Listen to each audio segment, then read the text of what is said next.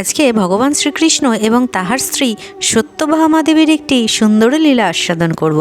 সত্যভামা দেবী মনে করতেন যে তিনিই সর্বশ্রেষ্ঠ সুন্দরী এবং ভগবান শ্রীকৃষ্ণ তাহাকে সবচেয়ে বেশি ভালোবাসেন।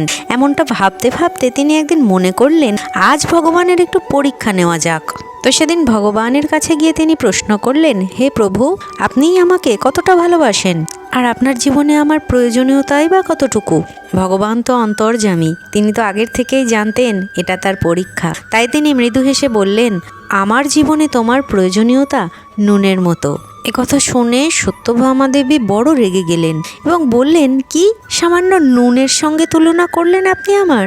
ভগবান বললেন, সময় মতো এই প্রশ্নের উত্তরও পেয়ে যাবে তুমি। এই বলে একদিন ভগবান সত্যভামা দেবীর জন্যে নিজ হস্তে ঝাল কোনো একটি ব্যঞ্জন রান্না করলেন, কিন্তু ইচ্ছা করে রান্নায় তিনি নুন দেননি এবং সত্যভামাকে গিয়ে বললেন, আজ তোমার রাগ ভাঙানোর জন্য আমি নিজ হস্তে তোমার জন্য রন্ধন করেছি, একটু স্বাদ গ্রহণ করে দেখো কেমন হয়েছে।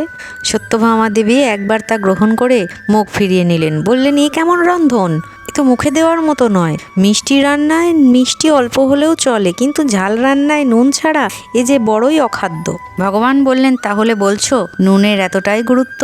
সত্যভামা বললেন, নিশ্চয়, এই নুনের কারণেই তো রান্নাটা বিস্বাদ হয়ে গেছে। ভগবান বললেন, তাহলে নুনের গুরুত্বটা বুঝলে এতদিনে?